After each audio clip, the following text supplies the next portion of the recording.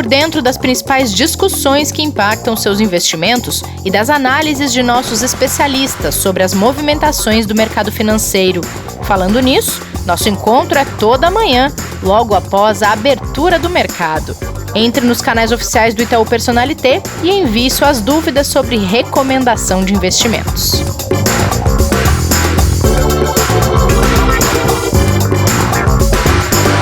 Olá, bem-vindas, bem-vindos ao Investidor em Foco desta terça-feira. Hoje é 20 de outubro, a gente tem aula com o professor Martim. Até vou já fazer a pergunta. Vocês já deram muitas desculpas para não investir o seu dinheiro? É disso que a gente vai falar hoje. Também vamos atualizar os mercados e a tentativa do presidente Trump de um uso emergencial da vacina contra o coronavírus, que já impacta numa abertura um pouco mais positiva. Não saiam daí, que a gente já vai ter a nossa aula. Até lá, Kleber, você já deu desculpas para não investir? Óbvio. É claro. Quem nunca, né?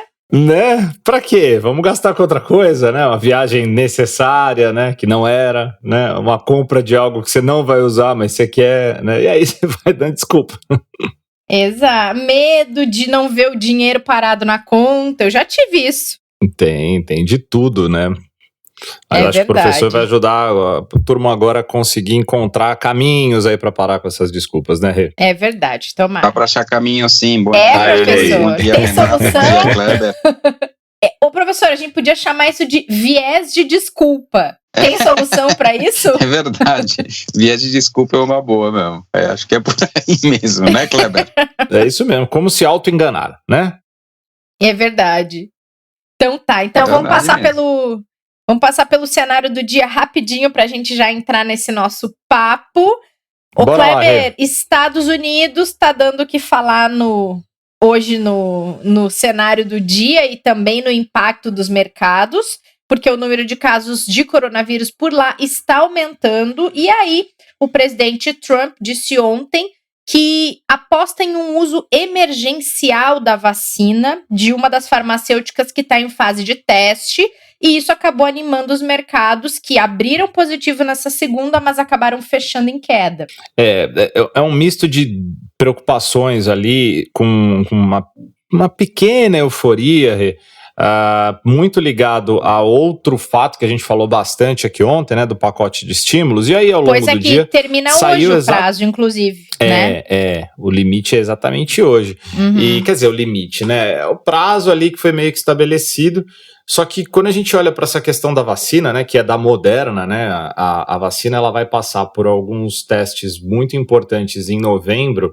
e dependendo do resultado desses testes, como que vai ser a resposta dos pacientes, né? Como que vai ser as pessoas ali dando os reflexos depois da utilização, pode ser sim que para uso emergencial, como você colocou, seja liberado em dezembro, tá?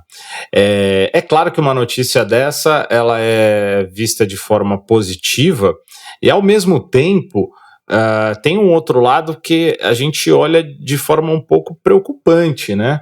Pelo desespero e de que forma, de que maneira que pode ser às vezes liberado. Claro que a gente acredita muito nas autoridades, né, no controle em que vai ser feito para que você tenha uma liberação de uma vacina tão importante, né, e que a gente realmente vem aí há meses esperando, mas não deixa de ser um ato de desespero, né, Rê? Porque realmente o que traz de resposta é o seguinte: os controles de isolamento não vêm gerando o resultado necessário, né? Claro.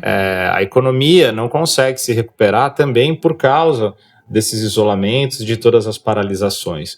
Então, foi visto de uma forma positiva, mas a gente tem que lembrar que há algumas semanas, poucos dias, a gente falou aqui sobre testes que foram paralisados exatamente por falhas e resultados negativos com algumas vacinas, não exatamente da Moderna, né, de outras farmacêuticas, mas então é bem delicado, né, é um assunto bem difícil, e aí nessa mistura de sentimentos, de preocupações, mais a questão fiscal, o mercado ontem fechou bem negativo, hoje ele está começando a se recuperar aí um pouquinho antes das aberturas.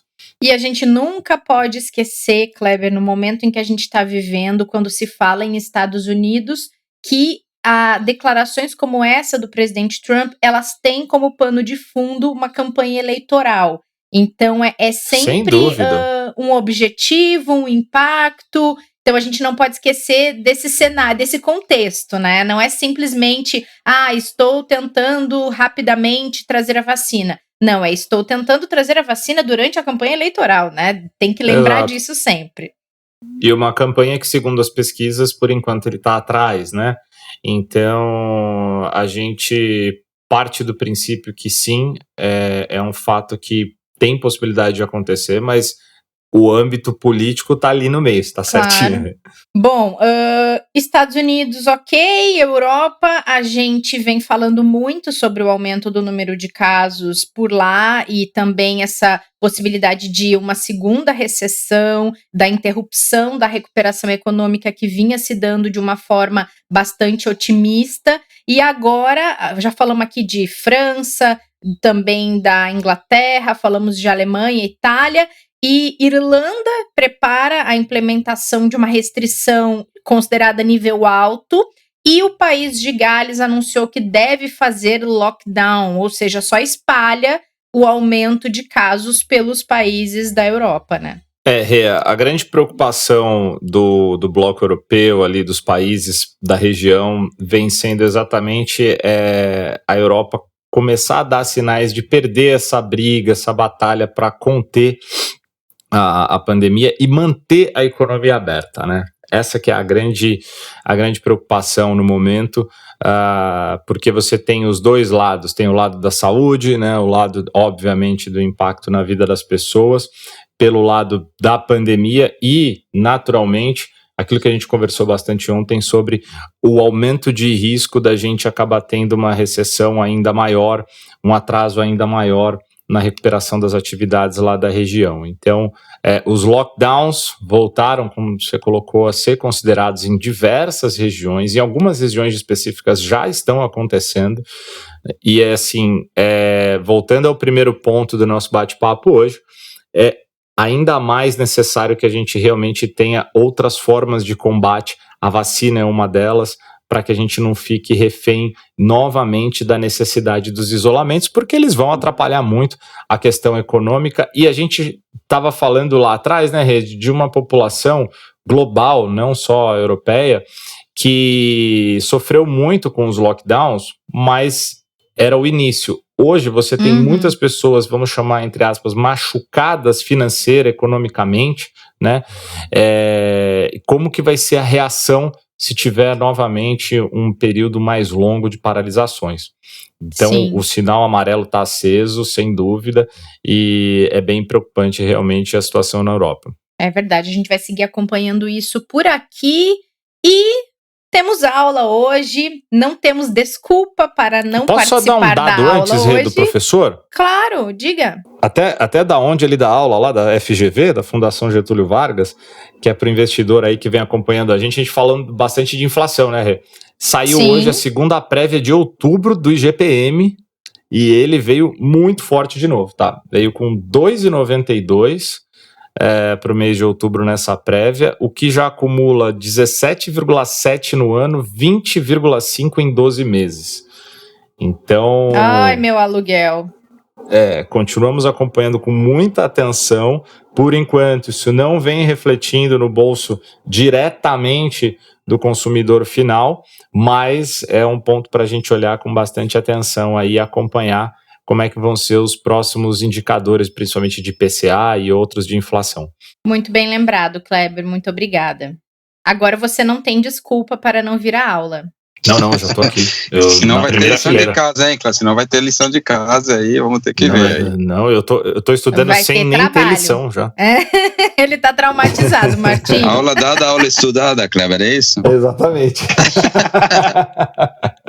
Bom, gente, inspirados em um artigo da nossa amiga Ana Leone, que participa às vezes aqui com a gente do podcast, ela é superintendente de educação financeira da Ambima, muito querida, muito inteligente, tem um conteúdo maravilhoso no Instagram, inclusive, eu acompanho muito. A gente pediu para o Martim selecionar as 5 principais desculpas que nos impedem de começar a investir e como se livrar destas desculpas, Martim. Vamos lá? Vamos lá, Renata. Vamos começar por aí, então. Então, vamos lá. Quero saber se a pessoa, quando ela é jovem, está começando a trabalhar, começando a ganhar seu dinheirinho, essa questão da idade é uma desculpa? Pô, tenho muitos anos pela frente, vou deixar para depois. Isso é uma desculpa? Nossa, isso aí é uma desculpa muito frequente, principalmente quando a gente fala sobre investimento ou guardar recursos para aposentadoria, né? A pessoa diz, puxa, deixa eu aproveitar a vida, depois começo a poupar. De fato, a gente até recomenda não começar um processo de guardar dinheiro, ou não seria necessário, se possível até é bom, mas antes dos 25 anos. Antes disso, a nossa ideia é o estudo e a formação do capital humano ser o principal foco da pessoa, né? Mas a partir daí já é uma idade boa, diria até ideal, porque quanto mais cedo você começar a guardar dinheiro, novamente, principalmente para a aposentadoria, mais fácil vai ser, né? Tem o Jurandir, né? Acho que o colega meu trabalhou há muito tempo aqui em iniciativa de educação financeira aqui com a gente. Ele costuma dizer que se você começa cedo, né, a guardar dinheiro, é mais ou menos como fazer o esforço equivalente a fazer um passeio no parque, né? Agora, se você já deixa para depois, quer começar a guardar dinheiro aos 35, 40 anos, já é mais ou menos bem mais forte, é mais ou menos como ir fazer um passeio na montanha, né? E se você deixa para o fim, é mais ou menos como tentar subir o Aconcagua. Ele de propósito fala do Aconcagua, não fala do Everest, né? Acho que por motivos óbvios, né? O Aconcagua está lá na divisa entre o Chile e a Argentina, o pico é da Argentina, na verdade, mas tem o rio Aconcagua, tudo isso. Então isso sinaliza como é o esforço, né? O esforço é maior não só porque você tem menos tempo para acumular recursos, mas principalmente porque o dinheiro vai render menos tempo para você, né? E a gente sabe que a rentabilização é uma função, né, que naturalmente, por sua natureza, obedece, é uma função de juros compostos e, portanto, quanto mais tempo você tem um acúmulo muito maior de recursos. Então, começar cedo é algo extremamente importante e muita gente mesmo utiliza isso como uma desculpa. Então, cara, se você tem 25 anos, por exemplo, já é a idade ideal para começar a guardar para o seu futuro, né? E eventualmente até se você pode guardar também para algum objetivo específico, como eventualmente uma viagem de fim de ano, a viagem de carnaval, quando isso for possível, né? Também é um excelente hábito. Então, ser muito novo é uma desculpa muito frequente, viu, Renata? Que pena, né? Porque é tão mais fácil quando a gente chega em uma idade e pensa que poderia ter começado cedo, né, Martim? Exatamente. Procrastinar é um grande problema. Exato. Ô professor, e a gente acompanha muitas pessoas falando que tem essas que estão muito novas e aquelas que falam que estão muito velhas para começar a fazer esporte, para começar a estudar algo novo, para começar a fazer um curso. Já tô velho, não quero mais, né? Já não preciso mais disso, em diversas questões. Para investimentos, depois eu até posso contar algumas situações que eu tenho vivenciado agora, chegando perto de uma idade um pouquinho maior aí, né, perto dos 40, é muito comum também a pessoa achar que tá velha, né, para começar a investir. Pois isso aí é muito frequente mesmo, esse é o segundo ponto mesmo, ser muito velho. Tem uma frase que eu gosto muito que diz o seguinte: o melhor momento para começar a guardar dinheiro foi 15 anos atrás, o segundo melhor momento é agora, né? É o momento que você tem, acho que é um jeito de começar. Se a pessoa, obviamente, ela já está aposentada, já tem uma idade, talvez, acho que ela, o tipo de poupança, ou de guardar dinheiro, assim, né? Certamente o melhor é pensar em guardar dinheiro com um objetivo específico, né? De um presente, eventualmente de uma viagem, de comprar alguma coisa, uma dinâmica diferente, né? Mas, de qualquer jeito, eu vejo pessoas, né, na faixa de 40 anos que pensam, puxa vida, devia ter começado, agora não adianta mais. Cara, pessoa de 40 anos tem, no mínimo, 25 anos para se aposentar, 30 talvez, né, porque a aposentadoria não necessariamente coincide com a idade de aposentadoria do INSS, né. Então, tem um processo de acúmulo que dá tempo, certamente, de acumular um recurso, principalmente para a aposentadoria.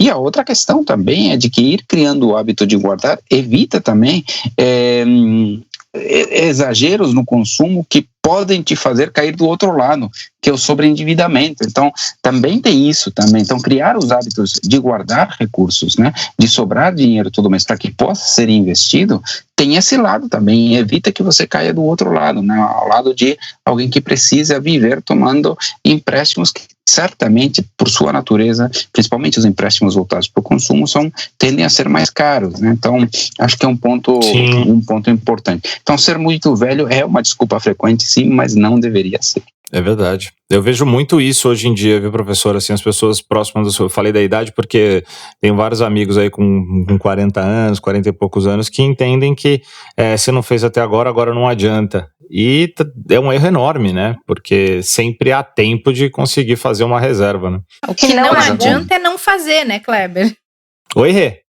O que não adianta é não fazer nada, exato, né? Aí sim, o dinheiro parado, ele vai ficar parado. Agora, independente tem uma frase do tempo... do Warren Buffett também, sobre guardar dinheiro, essa nem é sobre investir, mas ela diz o seguinte, cara, uma pessoa que não guarda dinheiro, implicitamente nessa decisão, tem um pressuposto de que ela vai continuar trabalhando para sempre, né? Ou seja, de alguma forma ela se sente dependente, mesmo às vezes sem pensar, sem ter isso exatamente claro. É isso que é a consequência natural de não guardar dinheiro, né? A gente sabe que cada vez é mais difícil uma pessoa conseguir sustentar só com aquilo que ela recebe do INSS, né? Então, principalmente quem tem rendas mais altas, né, classe média alta, o percentual da renda que ele obteria, né, na hora da aposentadoria em relação àquilo que ele tem enquanto está na ativa, tende a ser bastante baixo, né? Tende a ser um percentual muito menor.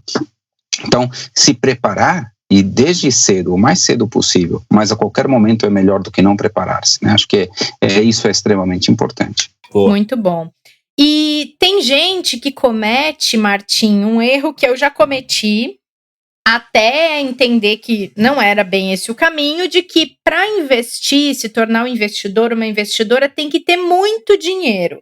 Isso acaba sendo também uma desculpa para nem pensar em começar, né? E esse é um erro bastante frequente. Diz, puxa vida, para investir, preciso ter milhões, eu tenho que ter milhares de reais, coisa desse tipo. Isso não é para mim. É uma frase que as pessoas dizem, né, Martim? Isso não é para mim. Investir não é para mim. Quando a pessoa pensa desse jeito. Isso. Eu acho que tem que ter duas coisas em consideração. Primeiro, de que por menos que você guarde, ele evita que você se torne um devedor e que acaba dependendo, por exemplo, indefinidamente de empréstimos ou coisas desse tipo, né, o que acaba sendo ao longo da vida como planejamento financeiro bastante mais caro. Então, guardar sempre, nem que seja pouco, é muito importante. E a gente sabe que se você começa cedo, qualquer investimento que fica aplicado por longo prazo, mesmo que seja pouco, acaba rendendo bastante ao longo do tempo. E aí as alternativas hoje para quem tem pouco dinheiro são muitas. Nós temos, por exemplo, carteira Itaú, uma carteira diversificada em termos mundiais, ou seja, investe nas bolsas dos diversos países, dos diversos continentes, em renda fixa também, tanto brasileira como no exterior, tudo a partir de R$1. Então, tanto em termos de planejamento financeiro, né, guardar pouco, como as disponibilidades que você tem de investimentos hoje ajudam a pensar que essa desculpa aqui não é de fato tão real. Ter pouco dinheiro não devia ser mais uma desculpa também, e é bem frequente também, Renata. E professor, a pessoa tem pouco dinheiro, ou tem dinheiro suficiente para fazer alguma reserva, mas às vezes tem aquela dúvida de como se planejar, né? Do que fazer, não sei quanto, não sei se devo, ou quanto deveria, e aí isso entra também como uma desculpa nessa lista? Muito, poxa vida, não sei quanto guardar, essa é uma desculpa, eu diria que é a quarta. Vamos resumir aqui quais que nós já falamos até agora? Vamos. Ser muito novo, ser muito velho, ter pouco dinheiro, e vamos falar de que não saber quanto guardar. Poxa, esse percentual pouco que adianta, não adianta, né? Como é que fica esse negócio? Se eu guardo muito, sei lá, eu deixo de viver um pouco presente, né? De aproveitar muitas coisas na vida. Se eu guardo pouco, vou comprometer o futuro. Então é uma decisão que ela é bastante difícil. Nós tentamos abordar isso na regra do 1369, que o Itaú desenvolveu faz alguns anos, e que ela tem uma regra que ela é derivada, que é a regra de quanto guardar, né? A regra de quanto guardar diz que se a pessoa tem entre 25 e 40 anos de idade, ela deveria guardar, né, para ir caminhar para uma aposentadoria, por exemplo, mais tranquila, a sua idade menos 15. Então, uma pessoa de 25 anos, pega a idade 25 menos 15 dá 10% da renda ao longo da vida, por exemplo, seria suficiente. Então, essa dúvida de quanto guardar pode seguir essa regra aí, começando a guardar para aposentadoria entre 25 e 40 anos, idade menos 15 é o percentual. Se a pessoa começa, por exemplo, a guardar aos 26, né, já tem a questão do tempo aí que a gente falou ali, né, isso era muito novo, né? 26 menos 15 já dá 11, né, 27 menos 15 já dá 12, então você vê como 40 menos 15 já dá 25, né, ou seja, já é um percentual grande a se guardar para recuperar de alguma forma o tempo de guardar dinheiro. Então, não saber quanto guardar é uma pergunta difícil, eventualmente precisa de bastante conta, precisa falar com um especialista em investimentos, precisa falar com o seu gerente, precisa procurar conteúdo, mas essa regra aí, obviamente não resolve toda a vida financeira, né, mas a idade menos 15 ajuda a te dar uma diretriz mais ou menos aproximada de quanto você deveria guardar no caminho, por exemplo, da sua aposentadoria. Para outros casos é muito difícil dizer quanto guardar, né? Às vezes a pessoa quer dar entrada em um apartamento, depende do preço, então eu não consigo gerar uma regra para outros objetivos, né? Então eu não consigo explicitar, mas para, por exemplo, a aposentadoria, a gente pode citar essa regra aí de quanto guardar. E às vezes, Martim, tão importante do que quanto a pessoa guarda é ela conseguir ser consistente nessa poupança, né? Exato. Tem uma frase que eu gosto também, que até o Itaú utilizou um tempo atrás, que era a frase seguinte, que eu acho muito boa, que é: mais importante do que investir muito é investir sempre. Então, acho que é muito legal, isso mesmo, cria os hábitos, vai acumulando ao longo do tempo, acho que isso é uma regra, né, uma frase que pode ajudar muita gente mesmo. Legal. Tá, e aí, Martim, a gente já falou de idade, do quanto a pessoa tem, o quanto ela deve guardar e tudo mais. Nossa última desculpa, acredito que seja talvez uma das mais usadas. E aí, não sei ao que se deve, se é preguiça ou desinteresse, mas é quem acha que investir é complicado. Essa é a mais fácil de resolver, né, Martim? Essa é a mais fácil de resolver, é para isso que nós estamos aqui, para isso que a gente está aqui todo dia conversando sobre investimentos, passando conteúdo relevante, tem um professor aqui, tem todo mundo. É isso! Podcast, live o tempo todo, tem todos os nossos conteúdos. Mas, de fato, muita gente fala sobre isso de achar complicado, né? Eu acho complicado porque eu não sei exatamente quanto que eu tenho que guardar, eu acho complicado porque os produtos são difíceis, tem riscos que eu nem sempre compreendo, as coisas mais variadas do mundo interferem nas minhas aplicações financeiras, sejam de renda variável, até de renda fixa, né? Quando eu quero guardar em dólar, não sei se ele vai subir, se vai cair, esse mundo é muito, muito, muito complicado, deixa para lá fazer coisas aí mais divertidas, mais simples, essa é uma desculpa muito frequente. E aí hoje tem muito conteúdo de qualidade, né?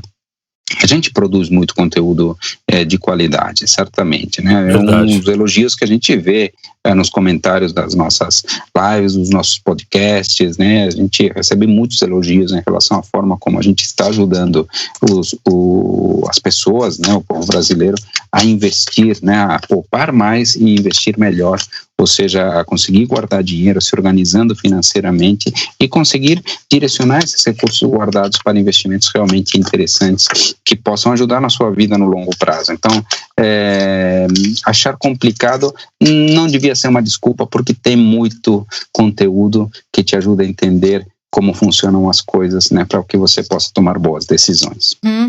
E brincadeiras à parte, né, Martim? Falei ali de preguiça ou desinteresse. Tem gente que de fato acha o assunto muito difícil. E aí, além de tudo isso que o Martim trouxe das lives, do podcast aqui, o Investidor em Foco, tem outros podcasts também que são super educativos em relação a esse assunto.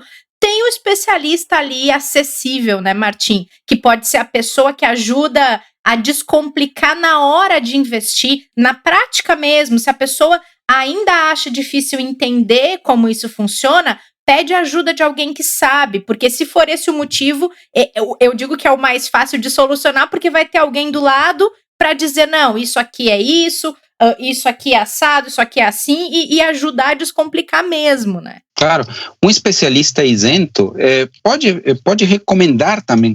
Tem pessoas que não querem entender, Tipo, puxa, por algum motivo não me interessa, sei lá, vamos fazer analogia, o cara não quer saber como funciona o gás da geladeira, ele quer cerveja gelada, né, Kleber? Sabe? Então, tem gente que se interessa por ir entendendo essas coisas, tem gente que não quer mesmo.